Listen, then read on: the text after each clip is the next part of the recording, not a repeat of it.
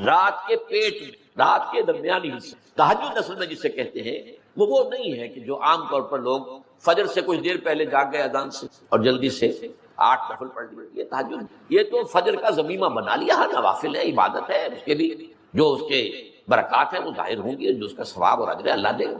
لیکن اصل میں جسے تہجد کہا جاتا ہے وہ رات کو سو کر پھر اٹھنا، نیند کو توڑ کر اور پھر سو جانا اور پھر اٹھنا. جوف کہتے ہیں پیٹ کی شے کے، جوف اللیل، رات کے بطن میں، رات کے درمیان میں، یعنی نصف رات گزر جائے اس وقت سے انسان جو ہے وہ نماز پڑھے اور پھر ثلث رہ جائے تو پھر جاگ جائے، پھر سو جائے اور پھر اس کے بعد اٹھے فجر کے لیے اور سنتیں پڑھے اور آئے مسجد کے اندر. تو یہاں آپ نے فرمایا وَصَلَاةُ الرَّجُلِ فِي جَوْفِ اللَّيْلِ، اور اپنے اس قول کے لیے حضور نے آیتیں تلاوت فرمائی وہی دو آیتیں. یہاں یہ سورہ سجدہ کی آیت نمبر 16 اور 17 ہے. تتجافا جنوبہم عن المضاجع، اللہ تعالیٰ اپنے خاص محبوب بندوں کی یہ صفات بیان کر رہا ہے کہ ان کے پہلو اپنے بستروں سے علیحدہ رہتے ہیں، رات کے وقت جاگتے ہیں، بستر پر لیٹیں گے تو سو جائیں گے.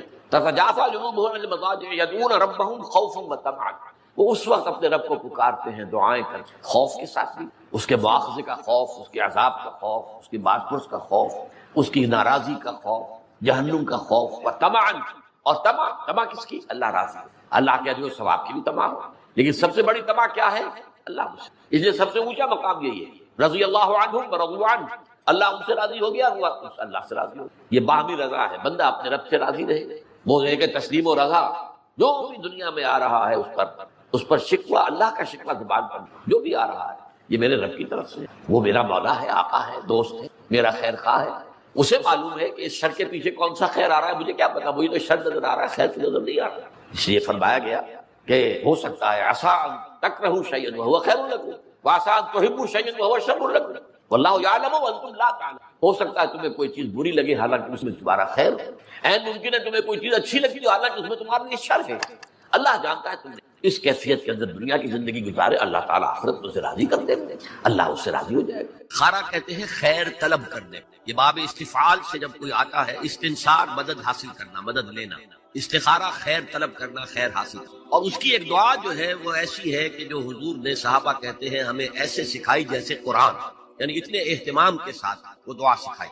وہ دعا پڑھتے رہنا یہ ایک مستقل گویا کہ انسان کا استخارہ ہونا چاہیے. اس کے معمولات، کوئی بھی مسئلہ درپیش ہے تو آدمی دعا کرے، اللہم انی استخیرک بعلمک واستقدرک بقدرتک، اے اللہ میں تیرے علم سے خیر مانگتا ہوں اور تیری جو قدرت ہے اسی سے قدرت چاہتا ہوں کہ مجھے بھی کچھ طاقت حاصل ہو جائے.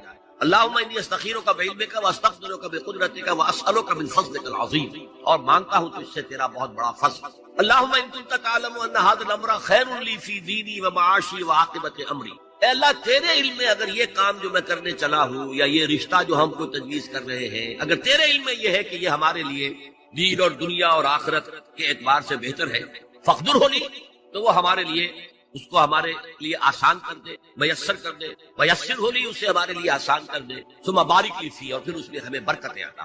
وَإِن كُنتَ تَعْلَمُ أَنَّ هَذَا الْأَمْرَ شَرٌّ لِّي فِي دِينِي وَمَعَاشِي وَعَاقِبَةِ أَمْرِي، اور اگر تیرے علم میں یہ ہے کہ یہ کام ہمارے لیے شر ہے، برائی ہے، دین میں بھی دنیا میں بھی اور عاقبت کے اعتبار سے، فَاصْرِفْهُ عَنَّا یا عَنِّي، تو پھر اس کام کو مجھ سے دور کر دے، وَاصْرِفْنِي عَنْهُ، اور مجھے اس سے دور کر دے، اسے مجھ سے دور کر دے. وَاقْدُرْ لِي الْخَيْرَ حَيْثُ كَانَ ثُمَّ أَرْضِنِي بِهِ، اور اللہ خیر جہاں بھی ہو تیرے علم میں وہ ہمارے مقدر میں کر دے اور پھر ہمیں اس کے اوپر راضی. تو یہ استخارہ تو بہت ہی عمدہ بات ہے اور یہ تو ہمیں اکثر معاملے میں کرنا چاہیے. البتہ وہ استخارہ نکالنا، یہ فلاں سے استخارہ نکال رہے ہیں، فال نکال رہے ہیں، پھر استخارے میں یہ سمجھنا کہ پھر یہ دعا مانگ کر 2 نفل پڑھ کے خواب میں ضرور کوئی اشارہ ملے گا، ان چیزوں کا کوئی ثبوت نہیں ہے میرے علم کی حد تک.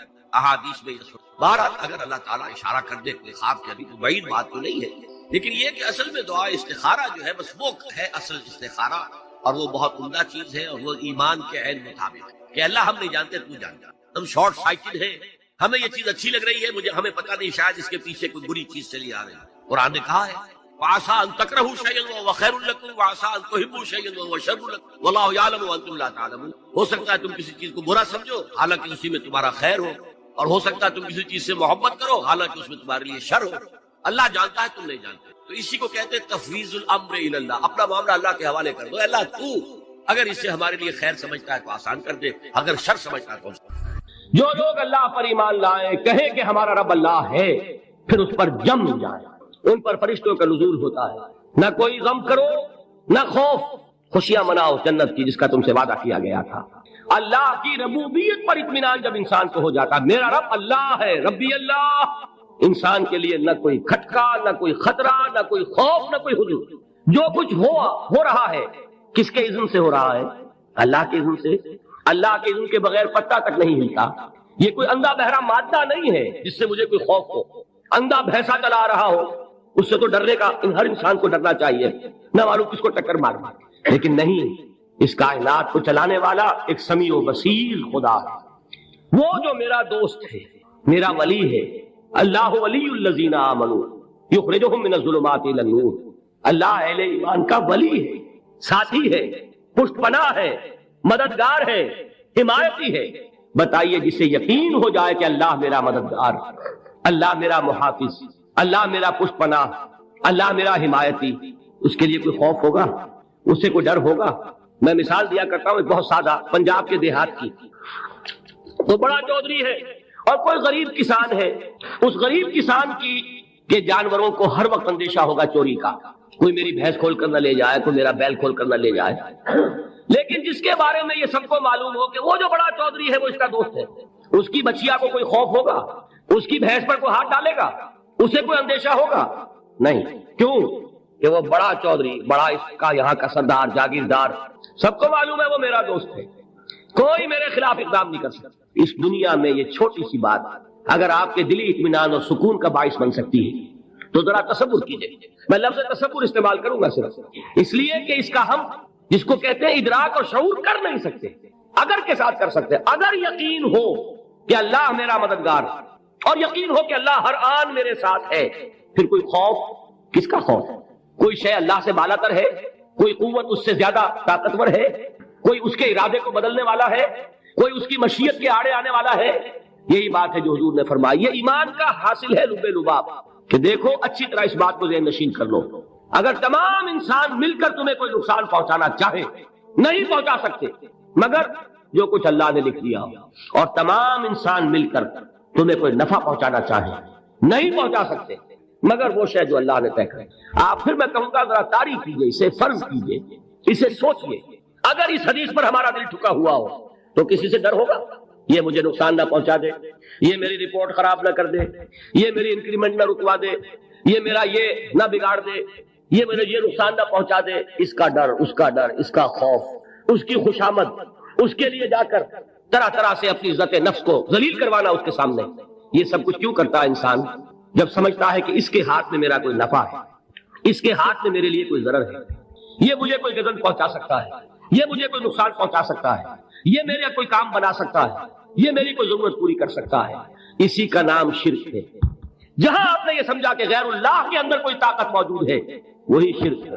بتوں سے تجھ کو امیدیں، خدا سے نومیدی، مجھے بتا تو صحیح اور کافری کیا ہے؟ شرک تو یہ جس پر بھی تمہیں یہ خیال ہے کلمہ ہے، یہ کلمہ سوم لا حول ولا قوت الا باللہ. ذرا اس پر دل کو کبھی اگر آپ تصور کریں پھر فرض کریں، دل ٹھک جائے اس پر، کوئی طاقت نہیں. یہی بات تھی جو شیخ عبد القادر جیلانی رحمۃ اللہ علیہ نے اپنی وصیت میں اپنے بچے سے کہی. 11ویں دینے والے ہیں لیکن حضرت شیخ عبد القادر جیلانی کی وصیت اور تعلیمات کو کتنے لوگ ہیں جانتے ہیں؟ یہ جن مقامات تک پہنچے ہیں وہ کس چیز کی بدولت پہنچے؟ انہوں نے جو پیغام دیا وہ کیا تھا؟ اے میرے بچے، جس طریقے سے قرآن مجید میں حضرت لقمان کی نصیحتیں جو ہے نقل کر دی گئی ہیں، میں یہ عرض کروں گا بالفرض اگر قرآن حضرت عبد القادر جیلانی کے بعد نازل ہوا ہوتا تو شیخ عبد القادر کی یہ نصیحتیں بھی قرآن میں درج ہوتی. اتنی اونچی نصیحتیں ہیں.